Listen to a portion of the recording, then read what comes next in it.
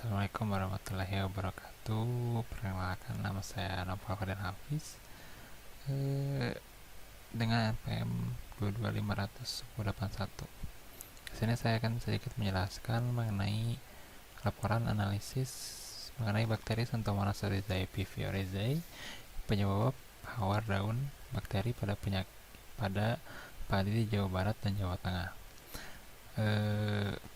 Laporan ini mengacu pada jurnal analisis keragaman genetik isolat bakteri Xanthomonas oryzae PV oryzae dari Jawa Barat dan Jawa Tengah berdasarkan analisis ARDRA dan gen 16 srRNA.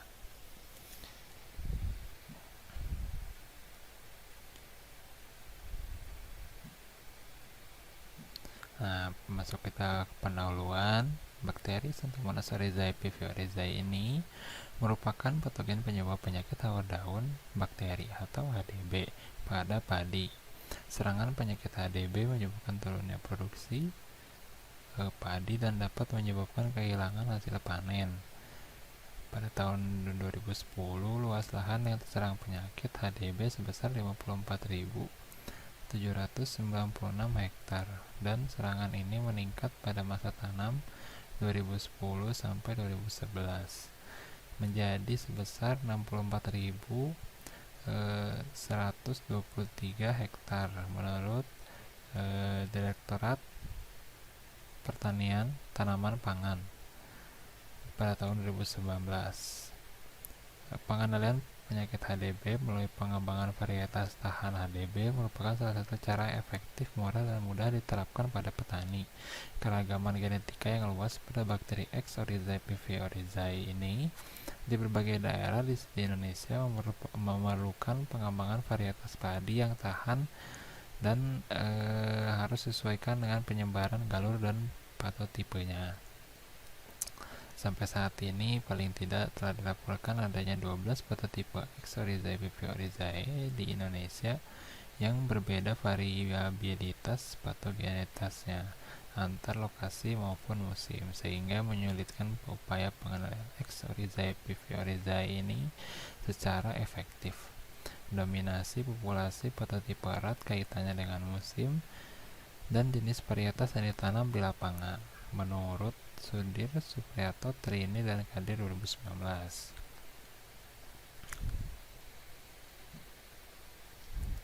Lalu kita masuk ke metode penelitian. Metode penelitian ini terdapat dua cara, yaitu dengan isolat Xanthomonas oryzae PV oryzae dan isolasi DNA, lalu amplifikasi gen 16 rRNA dan pemotongan dengan enzim restriksi ersal.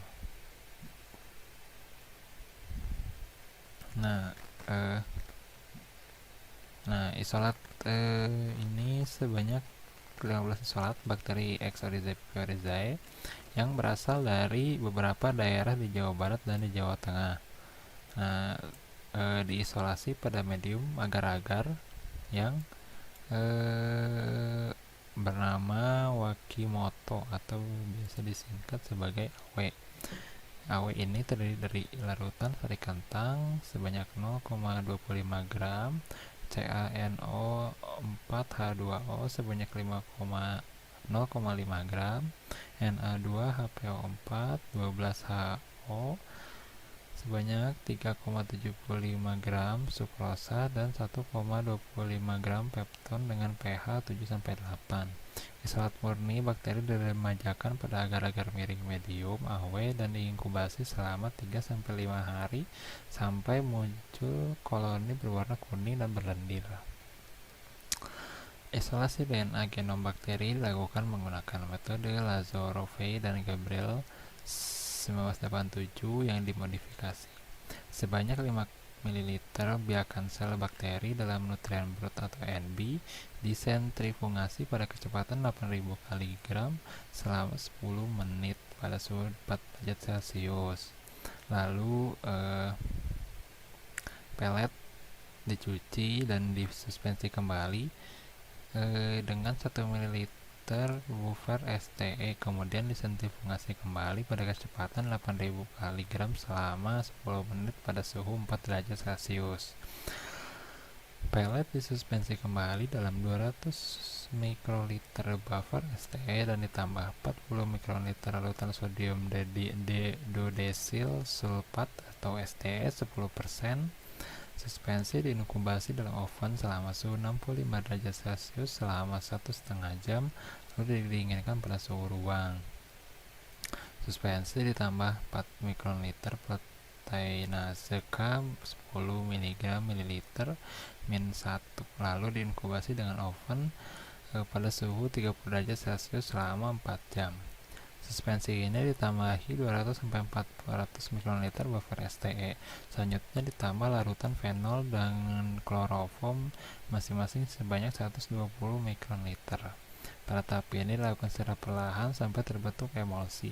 Suspensi yang telah teremulsi lalu disentrifugasi pada kecepatan 10.000 kali gram selama 15 menit. Lalu suspensi selanjutnya diinkubasi pada suhu minus 20 derajat selama 30 menit. Suspensi disentrifugasi pada kecepatan 8.000 kali gram selama 2 menit, lalu supernatannya dibuang. Pellet dikering udarakan selama kurang lebih 2 jam dan disuspensikan kembali dalam 220 mikroliter buffer TE yang mengandung 10 mikrogram mililiter ernase. Suspensi yang mengandung DNA ini disimpan pada suhu minus 20 derajat untuk digunakan pada tahap selanjutnya. Lalu tahap selanjutnya itu amplifikasi gen 16S rRNA dan pemotongan dengan enzim retraksi ersal. Sebanyak 2 mikroliter DNA 20 Ng per mikroliter ditambahkan dengan 10 mikroliter nukleus free water. Volume total reaksi PCR sebanyak 20 mikroliter campur bahan untuk PCR terdiri atas 2 mikroliter DNA, 12,5 mikroliter kotak master mix, masing-masing 1 mikroliter primer 63F dan 1387R menurut Massachi pada tahun 1998 dan 8,5 mikroliter DDHO. Amplifikasi dilakukan pada kondisi suhu denaturasi awal 94 derajat Celcius selama 5 menit dengan 1 kali siklus, denaturasi 94 derajat Celcius selama 1 menit 30 detik, penempelan 55 derajat Celcius selama 45 detik, dan pemanjangan pada suhu 70 derajat Celcius selama 1 menit dengan total 30 siklus. Lalu pemanjangan akhir 70 derajat Celcius selama 1 menit dengan 1 kali siklus. Amplikon dielektroforesis pada gel agrosa 1,8% dalam buffer TAE 0,5 kali untuk memastikan adanya amplifikasi sebelum dilakukan pemotongan dengan enzim retriksi. Lalu hasil elektroforesis direndam dengan etidium bromida dan divisualisasikan menggunakan UV transsimulator. Lalu kita ke hasilnya. Nah, pada hasil penelitian ini terdapat ada gambar. Yang pertama, tabel pertama yaitu isolat Santowanas oryzae PV oryzae asal tanaman padi dari beberapa wilayah di Jawa Barat dan Jawa Tengah. Lalu itu ada gambar pertama yaitu amplikon gen 16S rRNA 15 isolat Santowanas oryzae PV oryzae MW. Lalu ada gambar kedua yaitu hasil pemotongan gen 16 rRNA Santowanas oryzae PV oryzae dengan enzim retriksi ersal dan interpretasi elektroforegram hasil pemotongan gen 16 srRNA dengan enzim retriksi ersal dan pola ARDA yang terbentuk M.W. Nah, sebanyak 15 isolat X oryzae PV oryzae ini menghasilkan pita-pita DNA dengan total yang dapat digunakan untuk amplifikasi PCR. DNA genomik yang dihasilkan mempunyai nilai nisbah kisaran kemurnian DNA 1,8 sampai 2 pada panjang gelombang 260 per 280 yang menunjukkan kualitas cukup baik untuk digunakan pada proses PCR. Visualisasi pita DNA menunjukkan kemurnian DNA hasil isolasi yang diperoleh konsentrasinya cukup apabila diamplifikasikan. Gen 16 srRNA pada 15 isolat X Oryzae PV Oryzae ini berhasil diamplifikasikan dengan PCR sehingga menghasilkan produk PCR berupa pita tunggal yang berada pada kisaran 1400 sampai 1500 sesuai gambar yang pertama tadi ini. Lalu yang kedua ini ada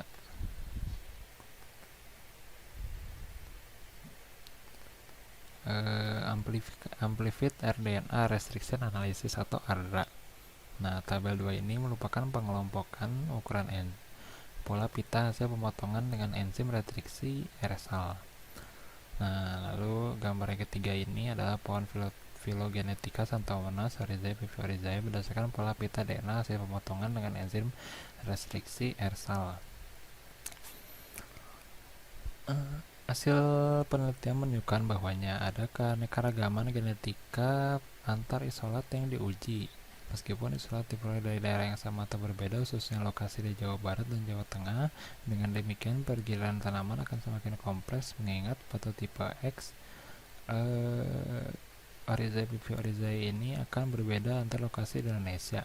Keragaman genetik ini dilaporkan juga terjadi di Filipina oleh Ardales, Leng, Cruz, Meu, dan Leach pada tahun 1996 yang melaporkan adanya perbedaan genetika yang cukup besar antara struktur populasi X Oryzae PV Oryzae ini yang diperoleh pada tingkat agroekosistem area pengambilan contoh antar lapangan dan jenis kultivar. Sebanyak 15 isolat X Oryzae PV Oryzae ini dilakukan yang diuji berasal dari beberapa daerah di Jawa Barat dan Jawa Tengah. Secara genetika menunjukkan keberagaman yang cukup tinggi. Berdasarkan analisis gen 16 srRNA diperoleh sebanyak 13 pola pita ARDA yang berbeda. Analisis filogenetika menunjukkan bahwa isolat X Oryzae PV Oryzae yang berasal dari daerah yang berbeda dapat memiliki kekerabatan yang cukup dekat secara genetik. Lalu kita masuk ke sesi diskusi di mana akan membahas tentang penjelasan mengenai gen 16 srRNA ini. Nah, gen 16 srRNA ini merupakan bagian prokariot yang memiliki bagian atau bersifat terkonservasi atau conserve. Selain gen ini dikenal juga beberapa nukleotida lain yaitu gen 15 srRNA dan gen 23 srRNA yang digunakan juga untuk mengidentifikasi namun dinilai sulit dalam analisis. Dalam pemanfaatannya, gen 16 srRNA ini banyak digunakan dalam berbagai bidang terkait dengan keuntungan, terutama dalam hal identifikasi. Gen ini memiliki banyak sekali manfaat sehingga dijadikan sebagai gen penanda. Gen 16 srRNA ini telah banyak digunakan di berbagai bidang penelitian maupun untuk tujuan praktis karena dinilai cepat dan praktis. Nah, dalam identifikasi menggunakan gen 16 srRNA ini tidak terlepas dari kelebihan dan kekurangannya. Nah, ini berikut merupakan keunggulan atau kelebihan dari gen 16 srRNA ini. Menurut Pangasus di 2016 terdapat beberapa keunggulan, yaitu yang pertama bersifat ubikuitas dengan fungsinya yang bersifat identik pada setiap organisme. Yang kedua, gen 16 srRNA ini dapat berubah sesuai jarak evolusinya sehingga dapat digunakan sebagai kronometer evolusi. Yang ketiga, gen 16 srRNA ini memiliki bagian yang bersifat konservatif untuk menginstruksi pohon filogenetik universal. Yang keempat, memiliki bagian hypervariable region yang memudahkan untuk mengidentifikasi jenis bakteri. Keuntungan dari gen 16 srRNA berdasarkan penelitian oleh Widiana, Sukrama, dan Suwardana pada tahun 2015 yaitu dapat melihat kemiripan antar spesies bakteri. Kemiripan yang diamati antar spesies metode ini yaitu 99%. Itu dapat dilihat dari keuntungannya. Gen 16 srRNA ini nyata sangat efektif digunakan karena memiliki tingkat keakuratan yang tinggi dan tidak memakan waktu yang lama untuk melakukan identifikasi dan memperoleh hasilnya. Akan tetapi sama saja seperti metode lainnya, metode ini juga memiliki kekurangan dalam beberapa hal. Kekurangan ini ditemukan melalui beberapa penelitian yang menggunakan penelitian untuk jurnalnya atau skrip tugasnya, dan mendapat beberapa kendala.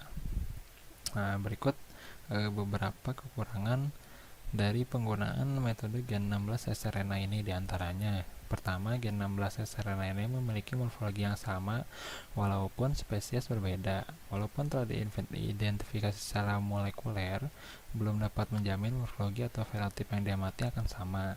Seperti penelitian yang dilakukan oleh Napitulu pada tahun 2019 yang berbeda dalam hal ciri seperti ukuran, warna, elevasi, dan bentuk koloninya, akan tetapi diidentifikasi tergolong dalam genus bakteri yang sama, yaitu Bacillus sp. Lalu yang kedua adalah diperlukan beberapa langkah untuk menggabungkan identifikasi secara fenotip, genotip, dan informasi filogenik. Melalui penelitian dilakukan oleh Suryadi pada tahun 2013, diperoleh 7 isolat yang 6 diantaranya diprediksi berpeluang sebagai novel spesies. Karena isolat tersebut memiliki kemiripan morfologi dan sekuen, sehingga perlu ditambahkan langkah selanjutnya, yaitu dengan metode filofasik. Nah, pemanfaatan metode Gen 16 RNA ini bisa digunakan untuk berbagai bidang seperti bidang klinik, bidang perikanan dan kelautan, bidang peternakan, dan terakhir bidang pertanian. Metode ini digunakan di berbagai bidang dikarenakan hampir seluruh bidang tersebut terdapat bakteri, sehingga metode ini dibutuhkan untuk mengetahui jenis bakteri yang nantinya dijadikan sampel untuk dicarikan obatnya atau dimanfaatkan lagi di bidang lain. Begitu. Nah, kita masuk ke yang terakhir, yaitu kesimpulan. Pada daerah Jawa Barat dan Jawa Tengah banyak sekali jenis isolat Texorizae Beaverizae yang menyebabkan penyakit hawar daun atau HDB. Setidaknya ada 15 keragaman genetik yang menyebabkan penyakit HDB. Para peneliti menemukan keanekaragaman genetik tersebut melalui metode Gen 16 sRNA ini, yang dimana metode ini dinilai lebih akurat, yang mempunyai nilai keakuratan yang tinggi, tidak hanya untuk mengidentifikasi saja, tetapi bisa dijadikan arahan dalam mengetahui suatu arah bakteri. Begitu mungkin yang dapat saya sampaikan. Saya ucapkan terima kasih atas perhatiannya. Wassalamualaikum warahmatullahi wabarakatuh.